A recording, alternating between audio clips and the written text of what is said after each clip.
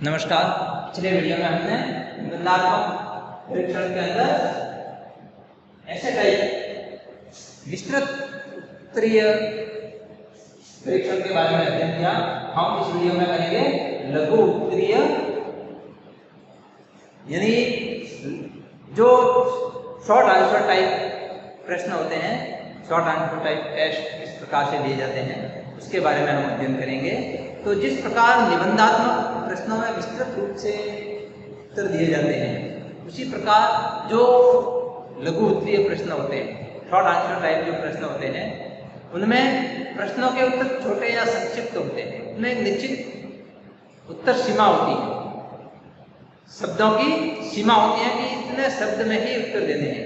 इनसे छात्र उत्तर देने के लिए स्वतंत्र तो होते हैं, लेकिन एक निश्चित सीमा में, निश्चित शब्द सीमा में उत्तर देने पड़ते हैं। इसलिए इसके उत्तर छात्र उसी सीमा तक अपनी भाषा में देते हैं, और छात्र अपने विचारों की अभिव्यक्ति एक निश्चित सीमा में ही कर पाते हैं और नियंत्रित होकर करते हैं। उसमें प्रश्नों के ऊपर जैसे मान लीजिए लिखा आता है कि 100 शब्दों में उत्तर दीजिए, 10 लाइन में उत्तर दीजिए, 150 शब्द में उत्तर दीजिए, 50 शब्द में उत्तर दीजिए। ये हैं लघु उत्तरीय प्रश्न होते हैं, शॉर्ट आंसर टाइप प्रश्न होते हैं। और इन प्रश्नों को छात्र को करना होता है। तो ये इनके गुण क्या हैं और दोष क्या हैं इस प्रकार के प्रश्नों के, ये हम इस वीडियो में हम अध्ययन करेंगे। सबसे पहले हैं गुण। इस प्रकार के लघु उत्तरीय जो परीक्षा होती है, उसके गुण क्या होते हैं? तो जो संक्षिप्त उत्तर या लघु उत्तरीय जो परीक्षण है, उसमें उत्तर संक्षिप्त लिखना होता है।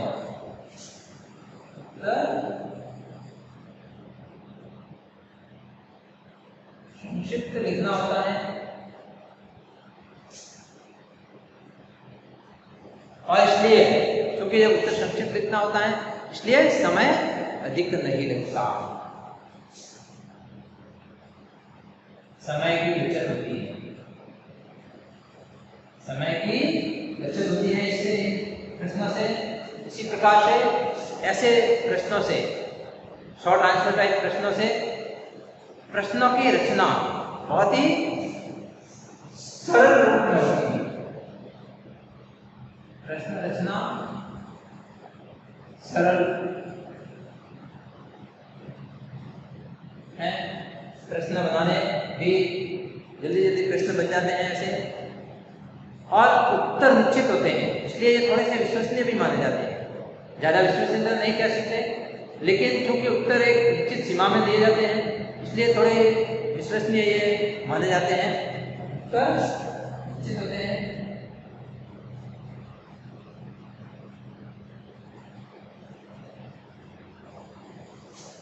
होने से विश्वसनीय होते हैं।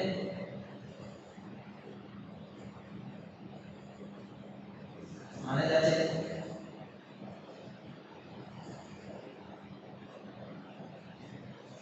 और इसी के साथ साथ ये प्रश्न पाठ्यक्रम के कुछ अधिक भाग को कवर करते हैं। पाठ्यक्रम के अधिकांश भाग को कवर ये कर पाते हैं।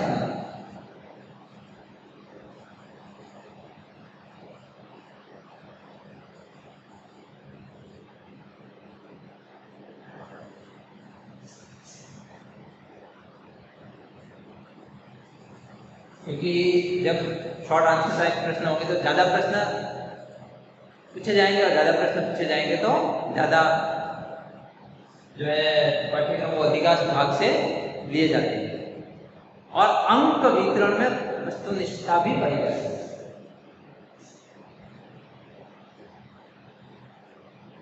अंक वितरण में वस्तुनिष्ठता,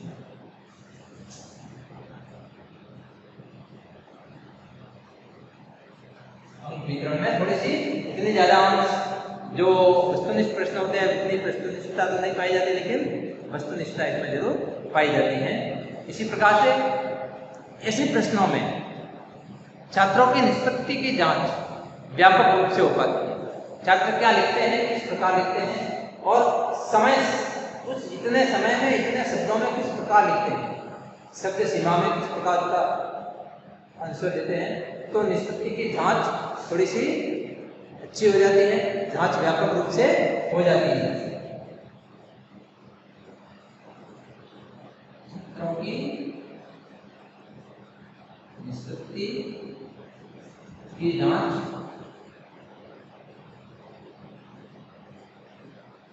व्यापक रूप से होती है, क्योंकि ये छोटे होते हैं, इसलिए छात्र ने कितना सीखा वो जब ज्यादा पाठ्यक्रम से आएगा प्रश्न तो ज्यादा उसकी जांच हो पाएगी। इसके गुण में उत्तर संक्षिप्त लिखने होते हैं और इसलिए समय की बचत होती है। प्रश्न रचना जल्दी प्रश्न बन जाते हैं। विस्तृत उत्तर लिखने के लिए हमें प्रश्नों के लिए सोचना पड़ता है कि किस प्रकार के प्रश्न बनाएं ताकि छात्र ज्यादा उसमें लिख सके, लेकिन इसमें ज्यादा नहीं सोचेंगे कि एक निश्चित सीमा में जो भी प्रश्न बनाने हैं। जैसे मान लीजिए हमने महाप्रताप का अध्ययन किया तो एक खुली घाटी युद्ध का वर्णन किया और सब सीमा दे दी, लेकिन अगर विस्तृत उत्तर है, विस्तृत उत्तर में लिखना है तो बहुत सोचना पड़ेगा कि उसमें बहुत सारा हल्दी घाटी युद्ध के परिणाम वगैरह बहुत सारे उत्तर देने पड़ेंगे ताकि वो विस्तृत रूप से लिख सके। और उत्तर निश्चित होने से विश्वसनीय माने, क्योंकि उत्तर एक निश्चित होते हैं इसलिए वो थोड़े से विश्वसनीय भी माने जाते हैं। पाठ्यक्रम के अधिकांश भाग से आते हैं ये, और अंक वितरण में थोड़ी वस्तुनिष्ठता भी इसमें पाई जाती है और छात्रों की स्थिति की जांच व्यापक रूप से हो पाती है ऐसे प्रश्नों के माध्यम से। अब हम देखेंगे जो शॉर्ट आंसर टाइप टेस्ट होते हैं उनके दोष क्या हैं, किस प्रकार इनमें क्या कमियां हैं, क्या दोष हैं। तो ये परीक्षण पूर्ण रूप से वैध नहीं होते, जैसा कि मैंने बताया कि वैध होते हैं लेकिन पूर्ण रूप से वैध ये नहीं कहे जा सकते। पूर्ण रूप में वैध नहीं माने जाते।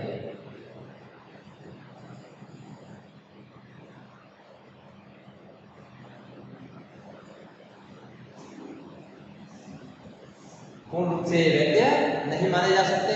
और इसी प्रकार से इन ऐसे जो टेस्ट होते हैं इनमें छात्रों की रटने की प्रवृत्ति अधिक होती है, छात्रों में रटने की प्रवृत्ति विकसित होती है। इन टेस्टों से छात्रों में रटने की प्रवृत्ति विकसित होती है, क्योंकि शॉर्ट आंसर टाइप होते हैं तो छात्र रटकर आते हैं, प्रश्न ज्यादा रटते हैं और भाषा शैली परिमार्जित नहीं हो पाती।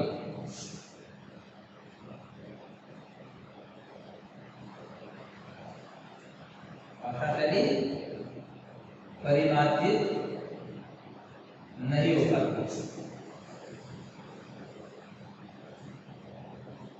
क्योंकि एक निश्चित शब्द सीमा में लिखना होता है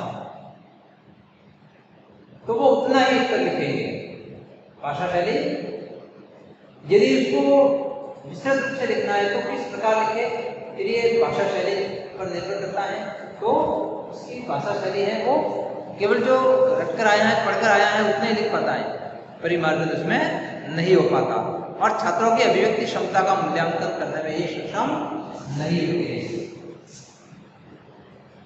ये प्रश्न छात्रों की अभिव्यक्ति शैली, छात्रों की अभिव्यक्ति जो छात्र किस प्रकार लिखते हैं उनकी अभिव्यक्ति की क्षमता है वो कितनी है उसका मूल्यांकन ये नहीं कर पाते। अभिव्यक्ति क्षमता का मूल्यांकन नहीं हो पाता।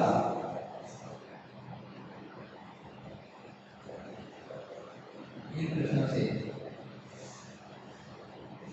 अभिव्यक्ति क्षमता इतनी वो लिख सकता है उसकी क्षमता का मूल्यांकन नहीं हो पाता। और ये टेस्ट हैं वो समस्यात्मक विषयों के जांच के लिए उपयोगी नहीं हो सकते। ये परीक्षण समस्यात्मक जो विषय हैं इनकी जांच के लिए उपयोगी नहीं हो सकते।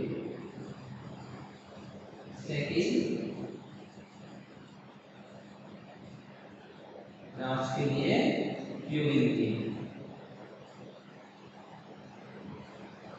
किसी प्रकार की समस्या का अध्ययन करना है तो उस समस्या का अध्ययन विस्तृत रूप से ही हमेशा होता है, वो निबंधात्मक प्रश्नों के माध्यम से ही किया जाता है।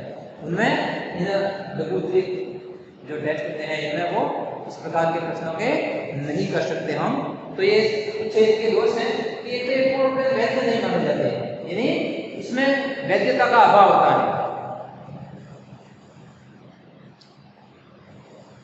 इसी प्रकार से इनमें रटने की प्रवृत्ति, इन प्रश्नों से रटने की प्रवृत्ति भी विकसित होती है। रटन छात्र रटकर आते हैं और फिर लिख लेते हैं। भाषा शैली विकसित नहीं हो पाती छात्रों की, और छात्रों की अभिव्यक्ति क्षमता का मूल्यांकन भी इसमें इस प्रश्नों से नहीं हो पाता, और छात्रों की जो निष्पत्ति है इसकी जांच भी व्यापक रूप से नहीं हो पाती। इस प्रकार से ये कुछ लघुत्तरीय टेस्ट हैं, इसके दोष हैं। अब हम देखेंगे इनके सुधार हेतु क्या क्या सुझाव हो सकते हैं, इनमें सुधार किस प्रकार किया जा सकता है, इसको हम इनमें सुधार के लिए सबसे पहले कि ये जैसा कि हमने देखा कि हमने इसका गुण का जब अध्ययन किया तो उसमें लिखा हुआ था कि ये छात्रों के अधिकांश, ये जो पाठ्यक्रम के अधिकांश भाग से बनाए जाते हैं, ये प्रश्न अधिकांश भाग को कवर कर सकते हैं। तो अधिकांश भाग के स्थान पर संपूर्ण पाठ्यक्रम से प्रश्न बनाए जाने चाहिए। ऐसे जो प्रश्न है वो संपूर्ण पाठ्यक्रम से बनाए जाने चाहिए। प्रश्न संपूर्ण पाठ्यक्रम से बनाए,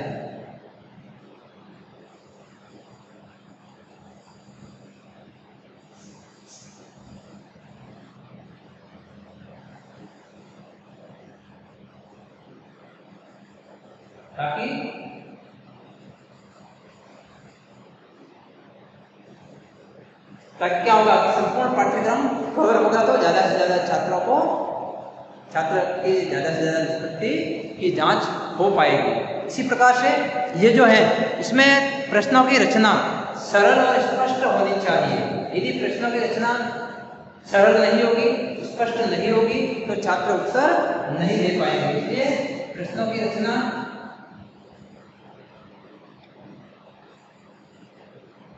सरल और स्पष्ट हो। प्रश्न स्पष्ट रूप से पूछे जाए, प्रश्नों में स्पष्टता हो, भाषा में स्पष्टता हो, और इस प्रकार के पूछे जाए कि वो छात्रों के समझ में आ सके। और इसी के साथ साथ रचना सरल और स्पष्ट होने के साथ साथ ऐसे प्रश्न हो ऐसे प्रश्नों का समावेश होना चाहिए जिनका उत्तर निश्चित हो और संक्षिप्त हो।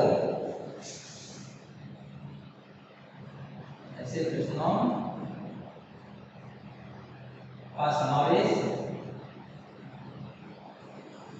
हो जिनका उत्तर निश्चित और संक्षिप्त हो, और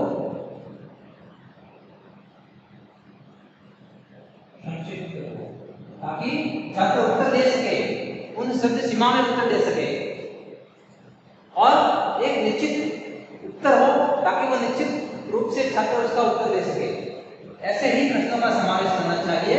ऐसा नहीं कि प्रश्न तो ले लिया बहुत विस्तृत रूप से, उसका उत्तर भी बहुत विस्तृत हो, लेकिन छात्र जब लिखने बैठे तो वो उन शब्द सीमा में वो उत्तर नहीं दे पाए। इस प्रकार की प्रश्न उसमें नहीं देने चाहिए। इन प्रश्नों में विकल्प नहीं होने चाहिए, ऐसे प्रश्नों में विकल्प नहीं हो, ऐसे ऐसे प्रश्नों में किसी भी प्रकार के कोई विकल्प नहीं होने चाहिए।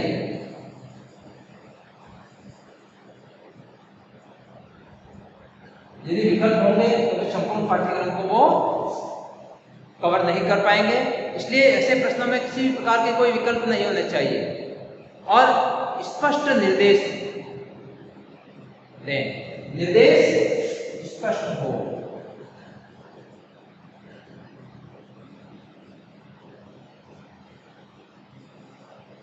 निर्देश स्पष्ट हो ताकि क्या होगा कि छात्र भ्रम की स्थिति में नहीं रहे, ताकि कोई भ्रम की स्थिति न बने।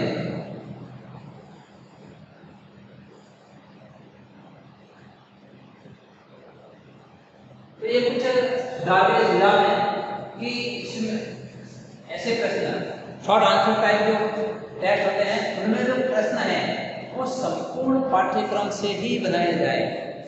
ऐसा नहीं कि कुछ पाठ्यक्रम से बनाए, संपूर्ण पाठ्यक्रम से ही बनाए जाने चाहिए। इसी प्रकार से इनके जो प्रश्नों की रचना है वो सरल हो और स्पष्ट हो, स्पष्टता हो उसमें, ताकि छात्रों को समझ में आ जाए प्रश्न और वो सटीक उत्तर लिख सके। इन शॉर्ट आंसर टाइप जो टेस्ट है इसमें ऐसे प्रश्नों का भी समावेश हो जिनका उत्तर निश्चित हो। अनिश्चित उत्तर वाले वो निबंधात्मक प्रश्नों में होते हैं, निश्चित उत्तर वाले प्रश्न हो और उनका प्रश्नों का उत्तर भी संक्षिप्त हो। यदि विस्तृत रूप से पूछे जाएंगे प्रश्न अगर स्पष्ट नहीं होंगे तो उसका उत्तर विस्तृत हो जाएगा और छात्र शब्द सीमा में उत्तर नहीं दे पाएंगे। ऐसे प्रश्नों में विकल्प नहीं होना चाहिए। जैसे अथवा में और मैम देते हैं प्रश्न, अथवा में ऐसे प्रश्नों का कोई विकल्प नहीं हो और निर्देश स्पष्ट हो ताकि किसी प्रकार की कोई भ्रम की स्थिति नहीं बने। यदि निर्देश स्पष्ट नहीं लिखे होंगे तो छात्र भ्रम की स्थिति में रहेंगे। शब्द सीमा लिखी जानी चाहिए कि शब्द सीमा में हो उनकी, या फिर पेज में हो, ये स्पष्ट निर्देश हो और भी जो विभिन्न जो निर्देश है वो पहले ही लिखे जाए, अन्यथा छात्र भ्रम की स्थिति में रहेंगे। और इनमें अगर विकल्प होंगे प्रश्नों में तो विकल्प की स्थिति में क्या होगा कि छात्र पूरे पाठ्यक्रम का अध्ययन करके नहीं आएंगे, कुछ पाठ्यक्रम का ही अध्ययन करके आएंगे, जिससे क्या होगा कि छात्र संपूर्ण पाठ्यक्रम को कवर नहीं कर पाएंगे। इसलिए इनमें विकल्प किसी भी प्रकार का नहीं होना चाहिए। विकल्प के तौर पर कोई प्रश्न नहीं देने चाहिए। तो ये कुछ इन परीक्षणों में सुझाव थे। हमने आज अध्ययन किया लिखित टेस्ट के अंदर निबंधात्मक परीक्षण का, जिसके अंदर दो प्रकार के होते हैं। एक तो होते हैं विस्तृत उत्तीय, दूसरे होते हैं लघु उत्तीय। विस्तृत उत्तीय लॉन्ग आंसर टाइप, जिसका हमने पहले वीडियो में अध्ययन किया। इस वीडियो में हमने अध्ययन किया लघु उत्तीय या शॉर्ट आंसर टाइप टेस्ट। तो इस प्रकार ये किस प्रकार के होते हैं, इनके गुण क्या होते हैं, इनके दोष क्या होते हैं, ये हमने जाना। आज के लिए इतना ही। थैंक यू, धन्यवाद।